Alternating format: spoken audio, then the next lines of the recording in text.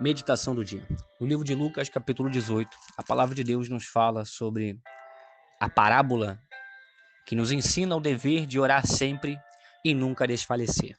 No capítulo anterior, o Senhor Jesus advertiu sobre os escândalos.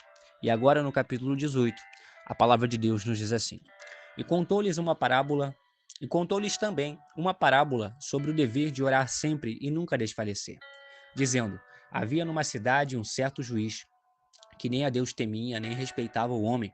Havia também naquela mesma cidade uma certa viúva que ia ter com ele, dizendo: Faze-me justiça contra o meu adversário.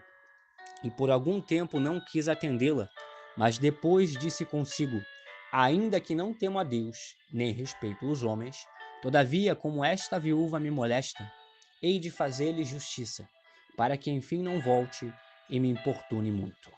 Nesses versículos nós vemos que essa viúva, ela clamava por justiça. Ela não desistiu de pedir justiça contra o seu adversário, diante desse injusto juiz. E ela pediu tanto que ela foi ouvida, ainda que esse homem não temesse a Deus e nem respeitasse os homens. E o Senhor Jesus, diante disso, ele nos fala: E disse o Senhor: Ouvi o que diz o injusto juiz.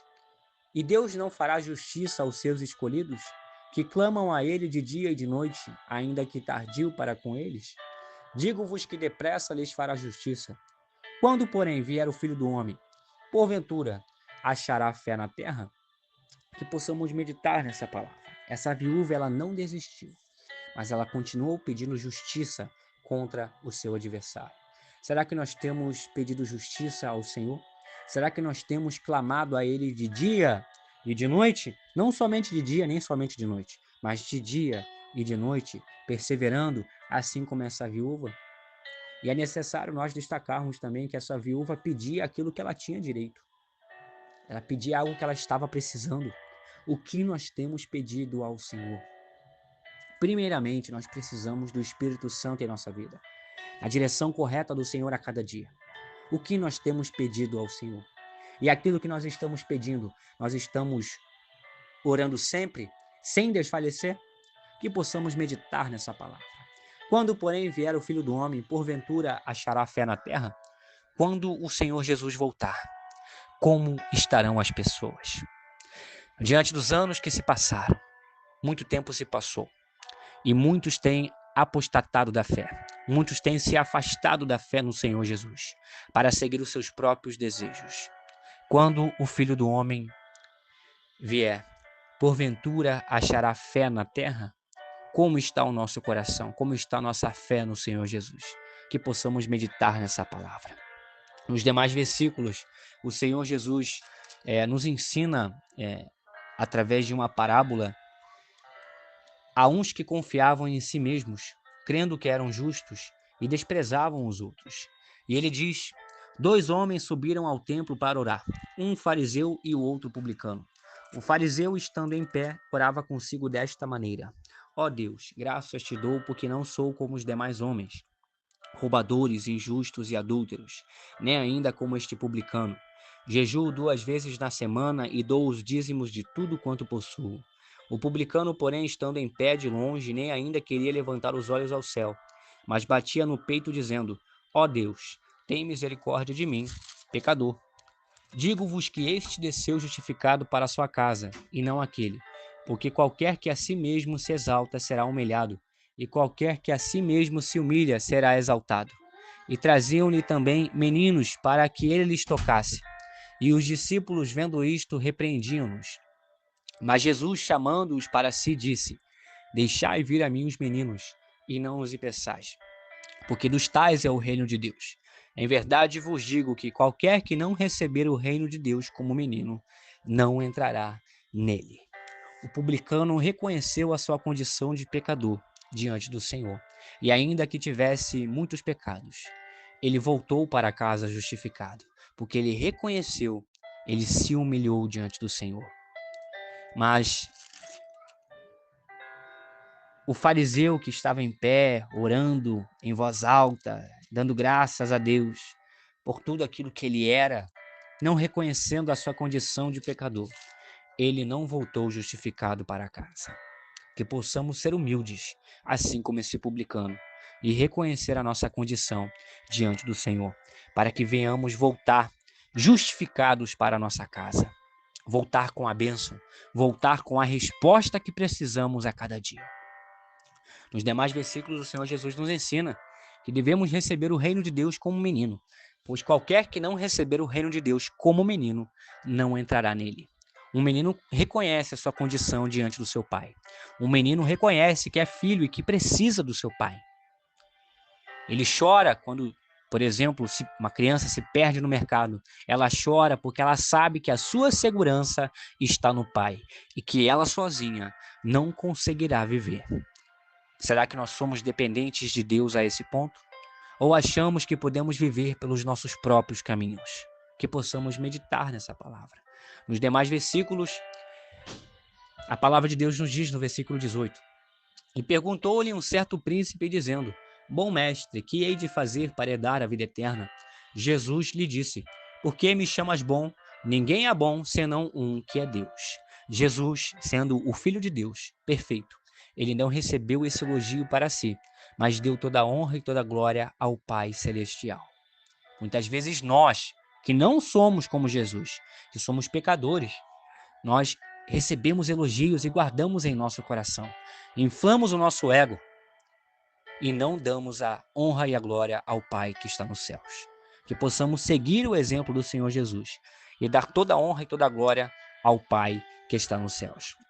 Nos demais versículos, o Senhor Jesus disse a esse homem: Sabes os mandamentos: não adulterarás, não matarás, não furtarás, não dirás falso testemunho, honra teu pai e a tua mãe. E disse ele: Todas essas coisas tenho observado desde a minha mocidade. E quando Jesus ouviu isto, disse-lhe: Ainda te falta uma coisa. Vende tudo quanto tens, reparte-o pelos pobres, e terás um tesouro no céu. Vem e segue-me. Mas ouvindo ele isto, ficou muito triste, porque era muito rico. E vendo Jesus que ele ficara muito triste, disse: Quão dificilmente entrarão no reino de Deus os que têm riquezas? Porque é mais fácil entrar um camelo pelo fundo de uma agulha do que entrar um rico no reino de Deus. E os que ouviram isto disseram: Logo, quem pode salvar-se? Naquela época, as pessoas consideravam aqueles que tinham grandes riquezas como pessoas abençoadas por Deus. Inclusive, Jesus muitas vezes foi desprezado pelo fato de ele ser um homem humilde, de família simples. E por conta disso, muitos tinham dificuldades de acreditar que ele era o Messias, o libertador, o Messias profetizado no Antigo Testamento, pois esperavam alguém com riquezas materiais, mas Jesus veio cheio de riquezas espirituais. Uma pessoa que tem Deus na sua vida não pode ser avaliada pelas suas riquezas materiais, mas pelas riquezas espirituais, pelas suas atitudes, pelas suas obras, pelo comportamento dela. Muitos não reconheceram Jesus como Filho de Deus, pois olhavam somente para os bens materiais. O que nós temos priorizado em nossa vida e nas pessoas? Os seus bens materiais ou as riquezas espirituais? Que possamos meditar nessa palavra. E diante, dessa ideia errada dessas pessoas, dos discípulos, daqueles que estavam ali, Jesus disse: As coisas que são impossíveis aos homens são possíveis a Deus. E disse Pedro: Eis que nós deixamos tudo e te seguimos. E ele lhes disse: Na verdade vos digo que ninguém há que tenha deixado casa, ou pais, ou irmãos, ou mulher, ou filhos, pelo reino de Deus, que não haja de receber muito mais neste mundo, e na idade vindoura a vida eterna. Que possamos seguir esse exemplo, que nós venhamos deixar aquilo que seja necessário deixar para seguir o nosso Senhor Jesus, pois dessa forma receberemos muito mais neste mundo, e na idade vindoura a vida eterna. Nos demais versículos, o Senhor Jesus, tomando consigo os 12, disse-lhes: Eis que subimos a Jerusalém, e se cumprirá no Filho do Homem tudo o que pelos profetas foi escrito, pois há de ser entregue aos gentios, e escarnecido, injuriado e cuspido, e havendo-o açoitado, o matarão, e ao terceiro dia ressuscitará. E eles nada disto entendiam, e esta palavra lhes era encoberta, não percebendo o que se lhes dizia. Não havia ainda chegado o momento deles entender essa palavra. Não havia ainda chegado o momento deles terem o discernimento espiritual de tudo o que estava acontecendo. Tudo tem o seu tempo. Esses homens estavam próximos de Jesus, mas ainda estavam amadurecendo. Que possamos aguardar o amadurecimento, que possamos perseverar no Senhor Jesus.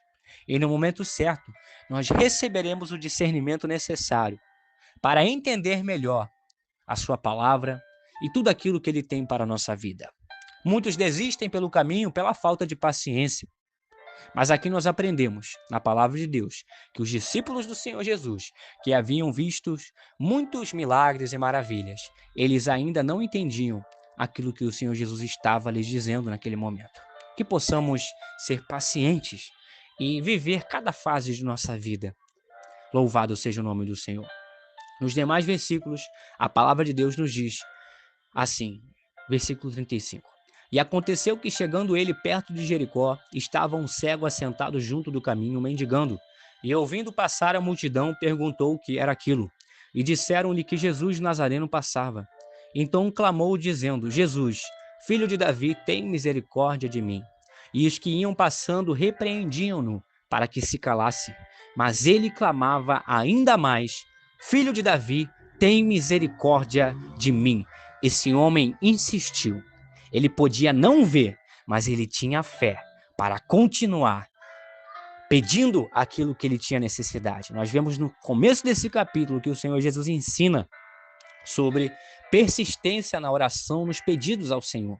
E aqui no final do capítulo, novamente, nós vemos essa mesma temática.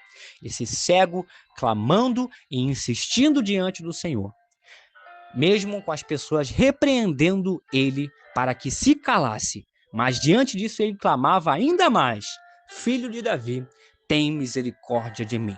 Uma grande lição, um grande exemplo de fé para nossas vidas. Então Jesus, parando, mandou que lhe o trouxessem. E chegando ele, perguntou-lhe, dizendo: Que queres que te faça? E ele disse: Senhor, que eu veja. E Jesus lhe disse: Vê, a tua fé te salvou.